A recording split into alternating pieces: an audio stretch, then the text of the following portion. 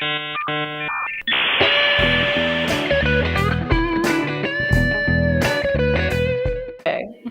I'm Gabe. I'm a senior and I'm studying applied data analytics with a minor in computer engineering and innovation design and startups. Um, I'm here with Sophie, an iSchool alum, and um, yeah, I guess let's get this on the road. So I want to ask you the first question that I wrote down. When I was reading up on you, I noticed that you said you started off like majoring in biology, and you ended up like switching to public relations and information management. So I wanted to know what inspired you to kind of make that big shift in your academic journey. Yeah, big shift indeed. I think I applied to 13 schools, 12 were for bio neuroscience, and one was for communications. When I visited Syracuse, I fell in love with the area, and I specifically read up on, just the academics of Syracuse, of Newhouse in particular. And that drove me to apply. And I think it opened up a whole new world of outside of where I always thought I would be or end up. What else is there?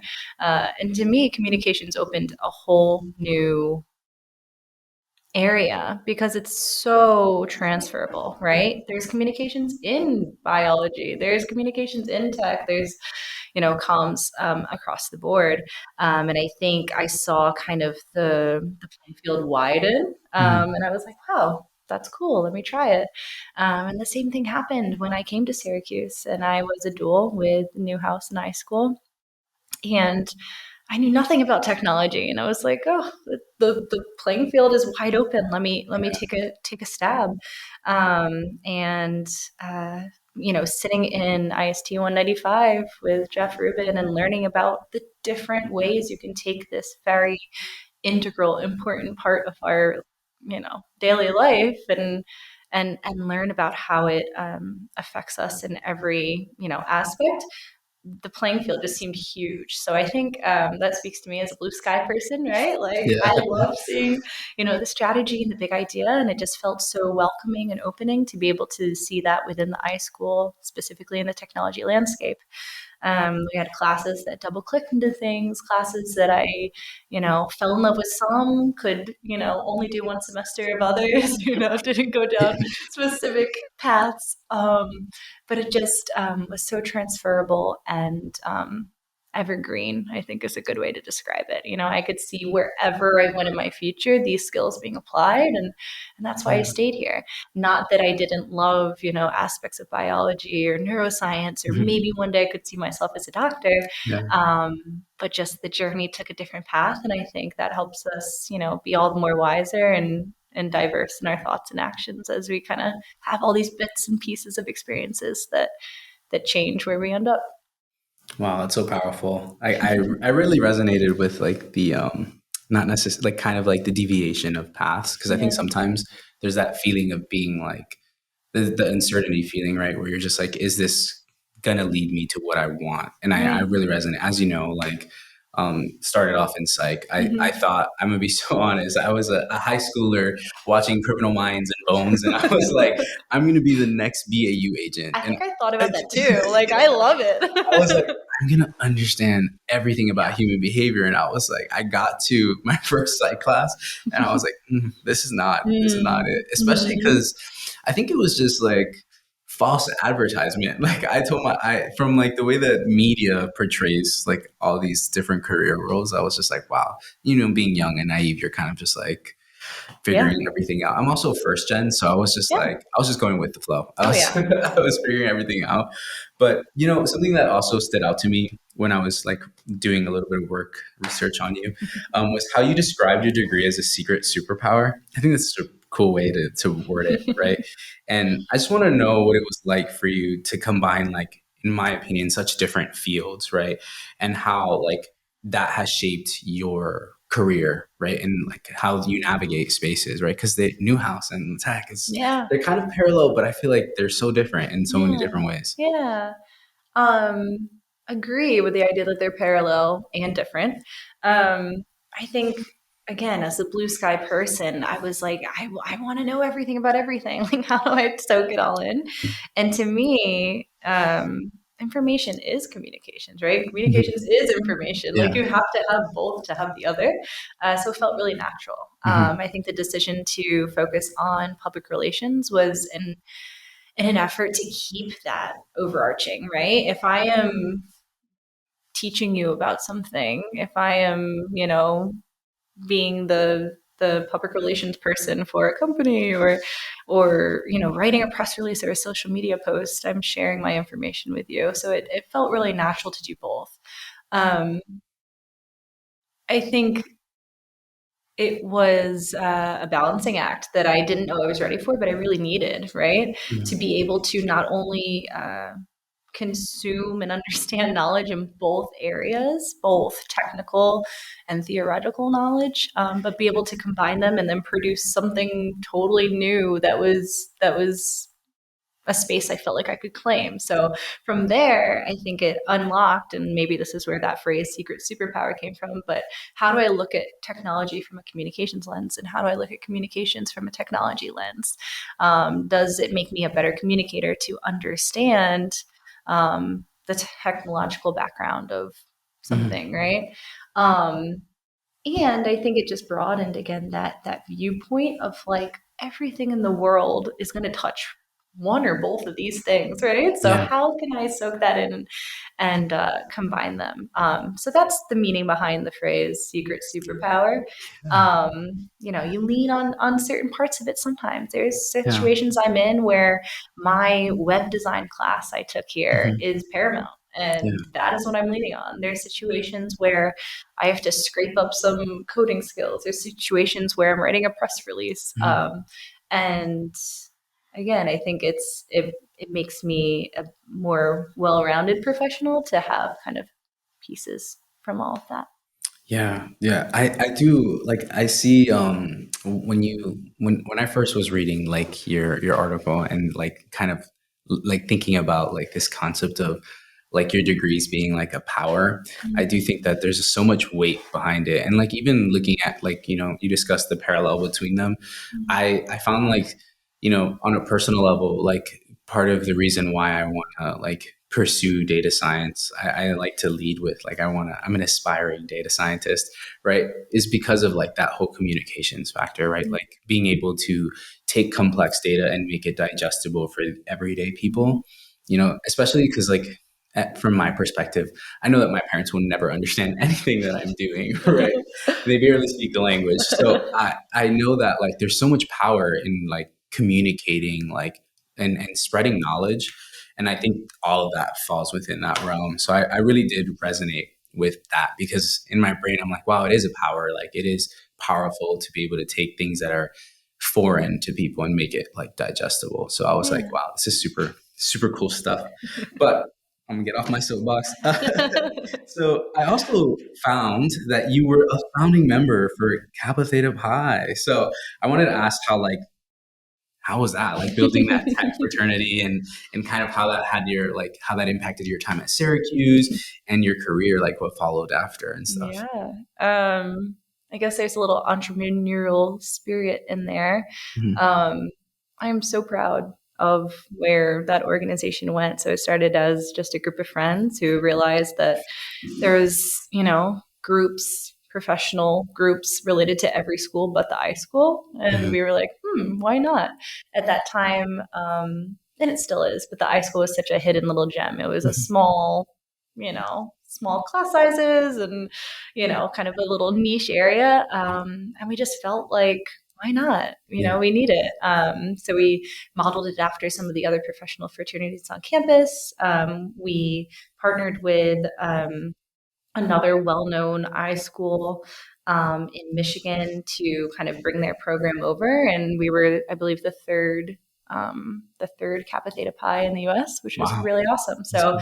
not only new to Syracuse, but new to the realm as a Yeah. whole.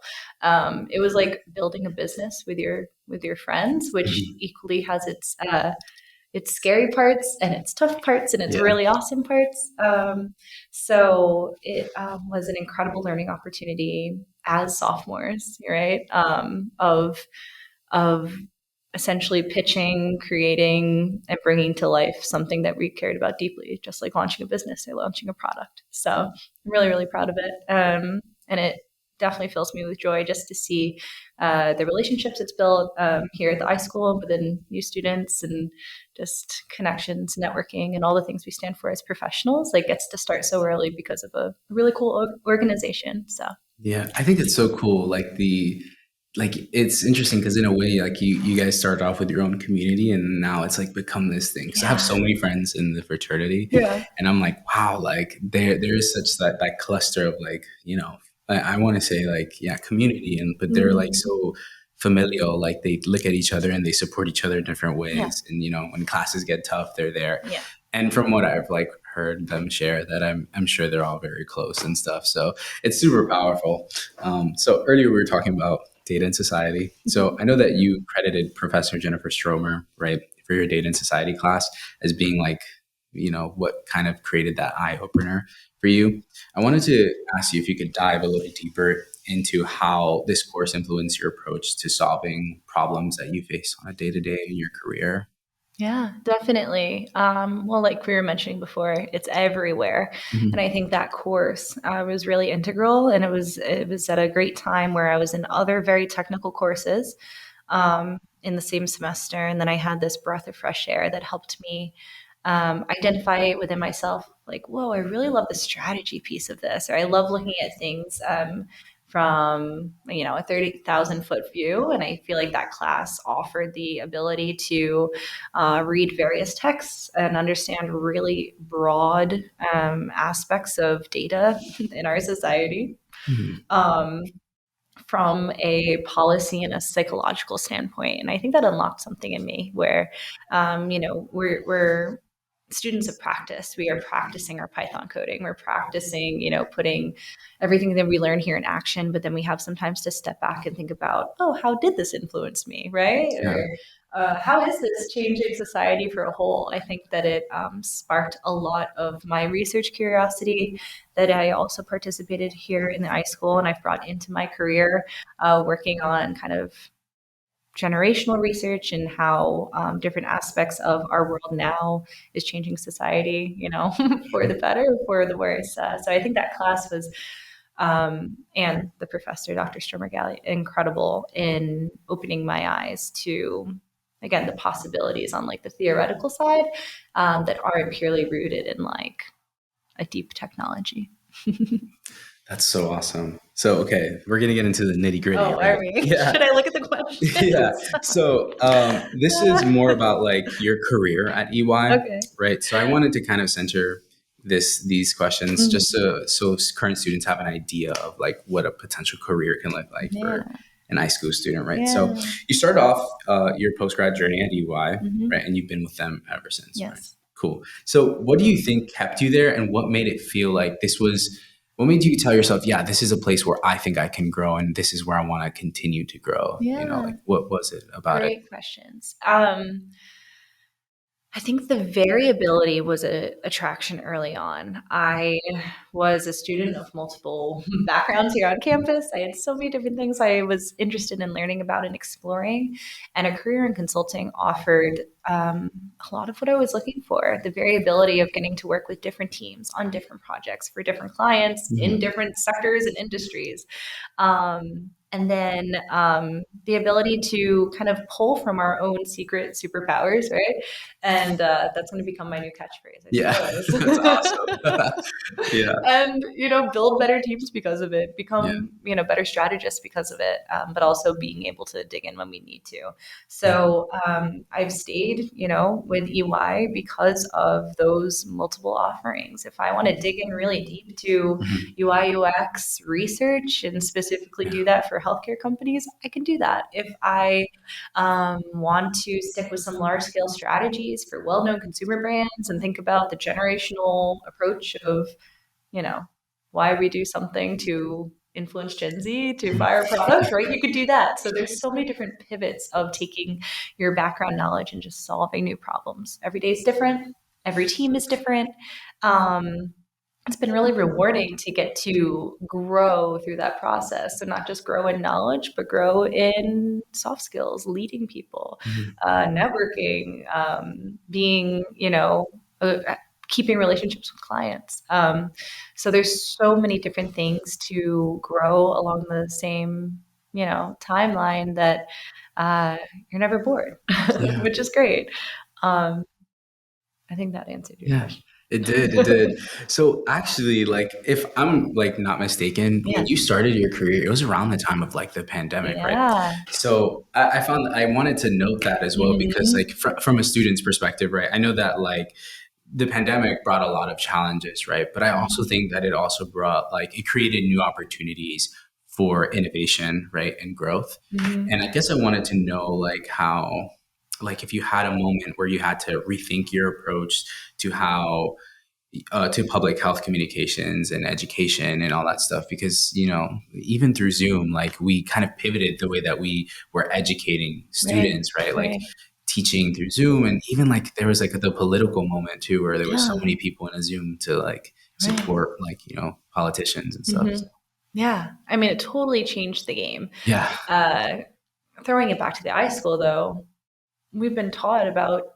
what happens when you change the game and how to change the game for quite some time. That's a huge part of the innovation culture here at the iSchool. So not only did I feel well prepared, but it felt not welcome, but I think there was a pre-existing piece that was like, all right, we got this, we can do this.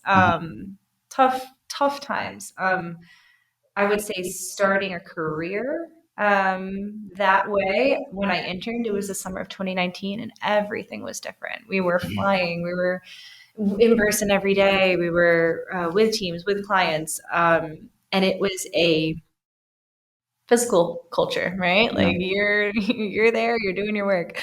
What I found is that when we went remote, and I started my career in October 2020, those barriers that I looked to indicate, what's going on, how should I operate in this environment, the soft skill piece was so different. So, you're no longer sitting next to your manager in a meeting and taking notes and can work together and consolidate after. Everything was different. So I think, again, that strengthened all of our communications point of view in terms of how do we talk to each other? How do I form a connection with somebody when we've never even met in person? And the first couple of teams I was on at EY, we never met in person. And it's incredible that we were able to form those relationships, even without ever meeting each other. This weekend, I'm actually going to a wedding of somebody that I worked with for years, but never met in person because we were on opposite sides of the U.S. So it's going to be incredible to actually meet that person in person, and still call them a friend, But in terms of like work and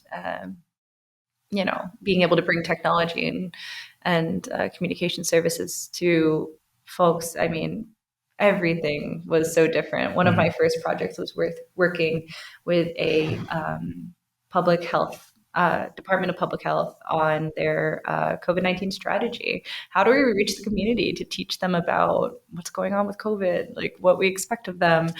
We got into vaccination, education, and everything was digital. But what we found is when we brought in a community aspect, if we did in a community event, if we went to a public space and said, hey, we're here to answer your questions, it felt a little bit more meaningful because for so long, everybody was wrapped up with online interactions, that when we had that face-to-face contact, that was great.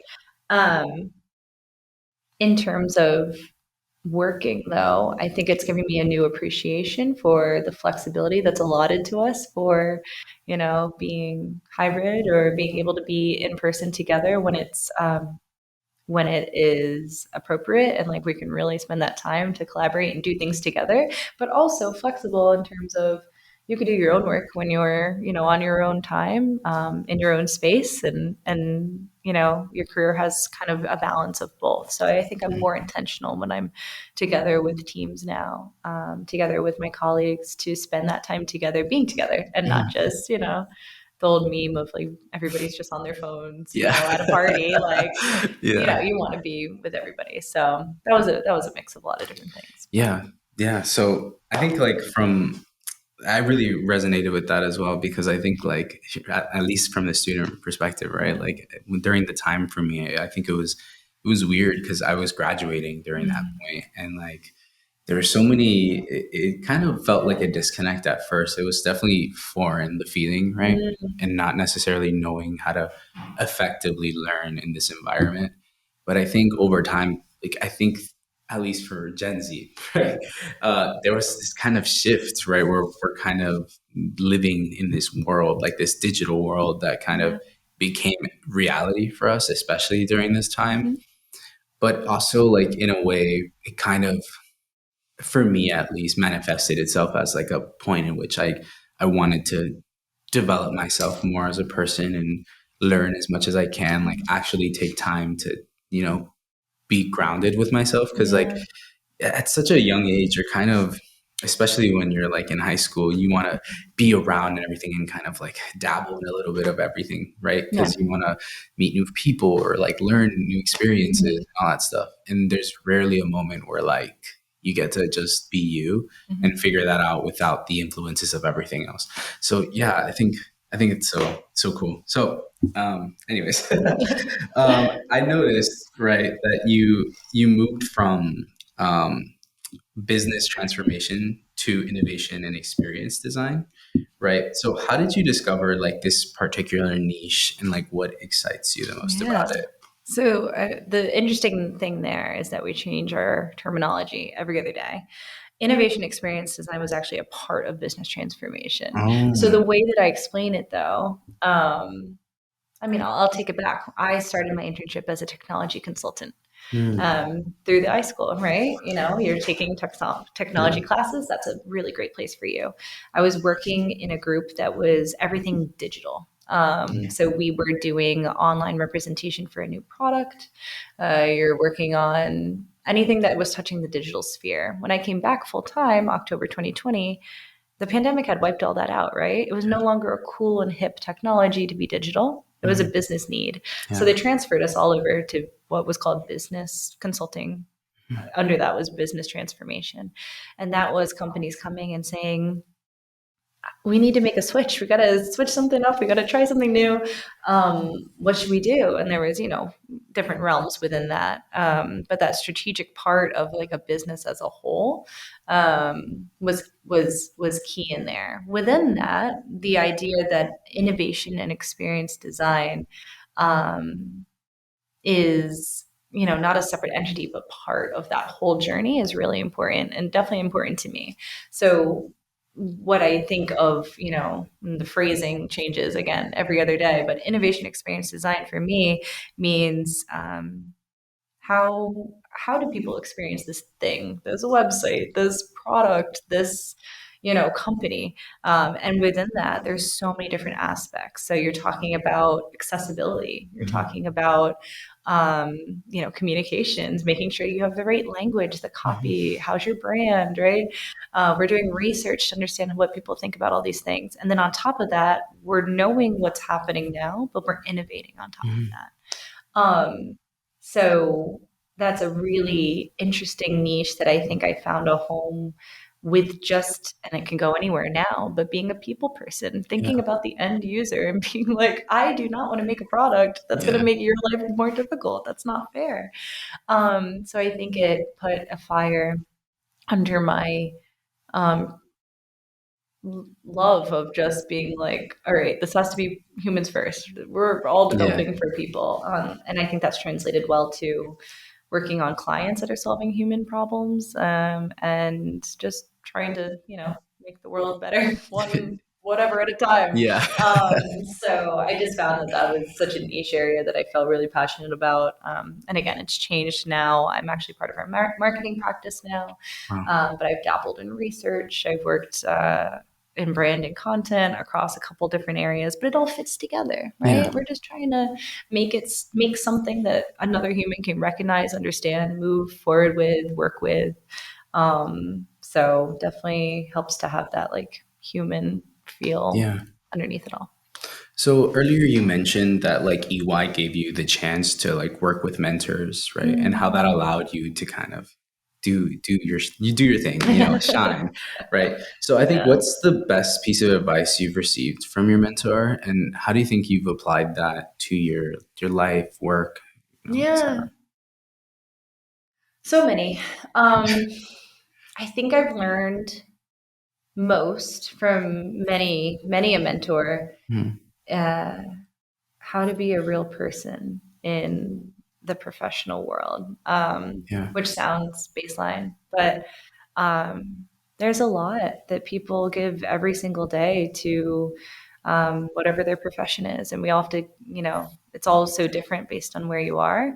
But I think specifically within professional services and consulting, I've kind of seen and learned from my mentors around the way how to like flip that switch, how to be that personable person that thinks about the human first and maybe isn't so focused on some of the other very important needs, but just like making sure that I know that the human is my baseline. Like Mhm. I'm going to think about that first and foremost before other things. Um, I think that fits in, what they've shared is being a real person in the working world is bringing your full self, Mhm. being able to say, hey, this is really important for me. So these are my boundaries, or I'm using this flexible working environment because I'm caring for an elderly loved one, and this is Right. important to me, and I'm going to make it all happen. And me, you trust me that I can do it. So this is how I want to live my life. I feel very empowered to own my career in that way, and I think it's Mhm. been from those mentors who've shown me, whether they're working parents, whether they are professionals with various interests that lie outside of just our day-to-day job, even just talking about what you're doing on the weekend, Mhm. family, things like that. I think it helped unlock, what I'm seeing as a new professional world in which the whole self is much more welcome at the workplace, Yeah. much more celebrated. And I do think EY as a whole really has shown that since my very first days there. So, we're joking about Gen Z. Yeah. I know transparency and honesty is very important Yeah. to that generation as a whole. And it makes me proud to kind of see that in action Mhm. and live that myself. Yeah, yeah. I Yeah. think it's so relieving to hear because like I'm like at that point right now where I'm gonna step into professionalism, Yeah, and it's it scary. almost like especially media, it convinces you that like Mhm.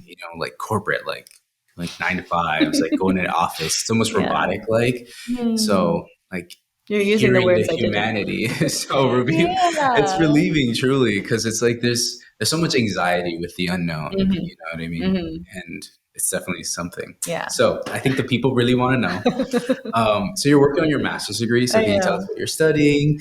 And I'm also very curious because from what it sounds like, you tend to be you sound very very like hyper accomplished and busy, right? So how do you manage that at EY? Like how do you keep the balance between getting everything done and staying motivated to keep learning and also protecting your sanity like downtime, like what does that look like for you? Okay.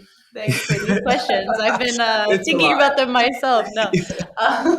So I always was a fan. I always supported and loved education. I always Mhm. thought I would be a teacher. I always thought I would do something in the educational realm. And when I was at Syracuse, that turned into me being a peer mentor, or Mhm. having conversations through KTP, or having leadership opportunities through band or whatever I was doing. Um, and then at EY, you really have the chance to lead teams, work with teams, kind of be in our people side of leading new hire trainings. Mhm. And I don't know, I really saw those like educational pieces filter through. Um, to me, I always thought I would go back to school. And I had a few opportunities here at Syracuse to do research and considered going on, and decided to, in the midst of the pandemic, go with the full-time career opportunity. But I guess I'm a person who just can't let anything go to the wayside in terms of opportunities. So I made the decision to at this point in my career where I felt comfortable. I felt like I had a grasp of what was expected of me, and it felt like a good time to pursue, the next part of my education, which will never end. So I went through a lot of thinking, and I am currently studying educational psychology, Oh, that's super cool. which was brand new to me. And Yeah. upon reading it, I went down the line. Do I focus more on information management technology? Do I focus on communications? Do I go to business school and have a managerial side that I can strengthen? And again, me, ever the blue sky person, I was like, I haven't touched education, but I feel like I do it. But also like psychology, like what is that? Why are people thinking the way they're thinking? What's going on? Yeah. And this pretty niche major came, or area of study came, and I was kind of fascinated. And something that resonated with me is, um, again, when we communicate, we're educating, right? So when I am being a marketer and working on marketing plans, we're trying to educate people. When I'm working in healthcare and talking to folks about some new XYZ, we're educating them. We need them to know. So on every level or every stage, you pivot how you're communicating, you pivot what technology you use to talk to those people directly, right? Um, and I think the psychological part of that was really exciting, and a piece that I was like, oh, that's a hidden piece of the puzzle. I don't know. So as a communicator, as a leader, right? If I'm teaching you something, how are you interpreting that? How are you understanding what I'm saying? Is it resonating? So there was definitely macro and micro reasons of why I felt like this applied, but also built on something I was interested in. What is really cool is the emphasis on research. So my current master's is educational psychology and methodology. So understanding, being able to, statistically show how folks resonate with what we're communicating or technology we're using, or just being able to blend that all together, has been really eye-opening. The other piece that stuck with me is, you don't need to be a teacher, you don't need to be an educator to impact others, right? Yeah. So the piece of developmentally what I'm learning about, cognition on all levels from birth through, how do adults and college students and the elderly learn and understand and retain information, is helpful in your own walk of life, right? Whether you be a parent, whether you're leading a team, wherever you decide to go, it does have like real world impact and emphasis that you can draw from it. So it felt very multidimensional to add to my repertoire. And I'm truly enjoying it. So I'm in the midst of a really cool research class right now. We're writing our own, completing a whole research project from beginning to end, getting, IRB approval, and really, getting to the heart of some of the psychological educational theories and how they impact humans. So yeah, it's cool. I have so many thoughts, and it may deviate from the script. But do we need to go at any time? I don't know. I think I was supposed to be somewhere. I actually I was so interested in you talking about opportunities as well, because I think one of the biggest things that I think people tend to have conflict with is knowing when you say no, knowing when, in a figurative sense, when you need to close a door, right? So it's how do you figure that out? Because on a personal level, whenever I see an opportunity, and even if it's foreign, I'm just gonna do it, because I'm you never know what comes from it, right? And there's always let's call it FOMO, right? The fear of missing out, right? I just in my brain, I tell myself, if I don't do this, I could be missing out on this potential connection or this potential opportunity. So why not do it, right? But then there's also moments where you stretch yourself thin and you're kind of exhausted, and burnt out, right? So it's seeing everything you're managing like is insane. Like doing the research, like I'm an undergraduate research assistant Yeah. right now, and I'm in 2 teams, and I'm like figuring out everything, Right. working Right. towards getting my master's, hopefully my PhD. Mm-hmm. There's so much stuff, and Yeah. I find myself like struggling to kind of Mm-hmm. find downtime for myself, Yeah. struggling to figure out like how I how to find that balance. Yeah. Well, to go out on a limb, I don't think anybody does that perfectly Hmm. because it's so personal to you. And I think I've gone through a journey definitely recently to understand. Sure, I've always liked to stay busy. Sure, I've always tried to do a million things and had, a bunch of fires going on at sometimes. But there's times in my life, and I'm getting better at identifying that when it's time to switch that on and when it's time to switch that off. Yeah. And again, from a flexibility standpoint and a generational standpoint, I think that's a new expectation that we're all kind of coming to the agreement of. Just because there's times I want to go slow and times I want to go fast doesn't Yeah. mean that forever I want to, you know, do the bare minimum possible, right? Yeah. Or forever try to burn myself out. Yeah. I trust myself to kind of know when is when. And it's not easy, right? There's Mhm. times where last night I was, going to drive here after my class and class got out late and the series of events and I was like, okay, I'll get to Syracuse tomorrow. It's fine. We'll wake up early. Yeah. So, again, definitely been on the journey to identify and work with myself to be like, all right, when is enough enough? When is that Mhm. door shut? When is a relationship not kind of fit to keep moving with? That's one that a lot of people learn early on, high Mhm. school, college. When is a career not fitting for me anymore? And Yeah. that's what we're all kind of getting into. So it's part of the human experience, I think, from my standpoint. And I really do think that anybody who seems to be doing it perfectly, there's no way, because it's Yeah. just such a personal, intimate thing. Yeah. And again, that's why I think the new worries of the world of flexibility and being able to advocate for yourself and what you need and push when you need to push and gas when you need to gas um, makes sense. Yeah. So from what maybe my frontal lobe needs to fully develop because I've read that it happens around 24, 25. Yeah, Like we'll yeah, yeah, see. yeah. You'll get there. I mean, you're just getting the tools to make those decisions. And Yeah. if we don't have the times where we're like super stressed out versus the times where like I can Hmm. take on so much more, I'm ready for it. You Yeah. have to have that dichotomy to Hmm. to recognize within yourself. So I don't think it's fair to ever, kind of close that part of yourself out and be like, oh, I'll never get it, or Hmm. I'll never be able to find this balance, because you will. And half of that is that self advocacy and being able to like check in with yourself and Yeah. know, which again, everybody's still working on. I'm definitely still working on that. Yeah. And then, how you bring those pieces of yourself to the different aspects of your family, your friends, your professional life. Hmm. Um, I found that being transparent has been working for me, Hmm. so it's been good. I think that's very powerful. we And relieving to hear. Really. can talk later too Yeah. if you want to talk, So, Gabe. you talked about bringing scrappy and alternative thinking. I love that because I think like that's literally the iSchool. Yeah. Um, Yeah. from your time here at Syracuse to how you work now, and I guess I wanted to pick your brain on how you approach thinking outside of the box and like how you use that when facing challenges in your work. Yeah.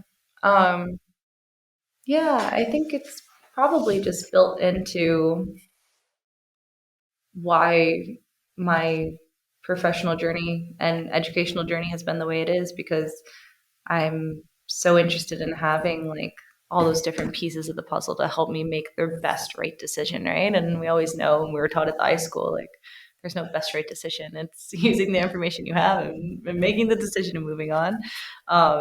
That's the business world as well. Hmm. I think being able to pull on different experiences, and this is why one of my favorite things is like the teams that we get to work with, the diversity of people and experiences that we that I am now friends with and professional colleagues with. I don't even know half of the, the majors of people that I work with, but the ones I do include, being a second grade teacher, being a doctor, being an architect, and being able to have, be part of that mix of just diverse individuals, I think is so powerful. And it teaches you when you're open to it, right? Like, I have a really great friend and colleague who just made it big on TikTok, just wasn't trying, made it big on TikTok. And now that's taken over a lot of their professional and like personal space, because this new thing has kind of happened. But, being able to learn firsthand from people with different experiences from my own, I think has been really, part of like, all right, I'm being scrappy here. Let me take a little bit from you. Oh, I know you have background here. Let's go here. And I know that there is always a time to dig deep and really get to the root of problems and solve them. But I've just identified that I'm up here. I really want to be in that thinking outside the box area, which it's so hard to identify. Like, how do you do that? But I think naturally I have been more exposed from iSchool background and curriculum on that innovation piece, which helps you think with like a how could this be better? What could be different? Mindset, which inherently is outside the box. So yeah. I may push it sometimes and be like a little too outside the box. Yeah. So earlier you were alluding to like your work and how it kind of is centered around human-centered design, right? So I guess I wanted you to explain what it means to you and like what it means to your work and why it's so crucial in consulting. I know you kind of like spoke about it briefly, but I can keep it brief too. yeah, I know I'm just going on and on. please do. Okay. I don't know if you have class or anything to get into. Okay, I'm cool. good. Okay, cool. So I mean, I just think that our time on Earth is about people. I mean, this would not be an Earth without people, to be very esoteric. But so it just feels so natural when we're thinking about solving problems that like that's what we focus on. I don't know what else is important, So I think I approach a lot of things from the people first mindset because we want to leave the world better than we found it. I would never want to be part of something that is hurtful or has a negative impact on Earth and humans. Now we're being really high in the sky, but it's just paramount to me. So I think that like when we are in specific careers like consulting where there's so many different aspects to focus on, okay, we got to look at the technology, we got to look at the data, we got to look at the people. I typically gravitate towards the people, and that's definitely indicative of my educational pieces. But I just I don't think I could be in the room without that element ever being like brought up. So I'm more than happy to be like, all right, how is this gonna, impact people? Trying to think. Day to day, it's just definitely where I focus in terms of solving problems, right? I would always start people first rather than kind of technology or business or financially first, which I'm learning all the other aspects, and those are equally important. I just know where my heart lies and where I kind of start my journeys. Yeah, you reminded me of like this book that I'm reading right now, and it kind of like talking about how like without people, what else? Right. I read this thing, and it was like these. I forgot the context, but they were having a dialogue, and they were saying how like um, we're environmentalists, and then he responded, and he's like, no, we're not environmentalists. We are the environment, and it's kind of like alluding that there's like this never ending connection between like place and us and people. You know what I mean? I love that. I really thought of that when you were talking about that. Yeah. So from what I've gathered, you seem very passionate about community building, and whether that's through KTP or mentoring high school interns as a peer advisor and stuff, like all the work that you've done, right? So why is community building so important to you, right? And how do you continue like fostering those connections? Yeah.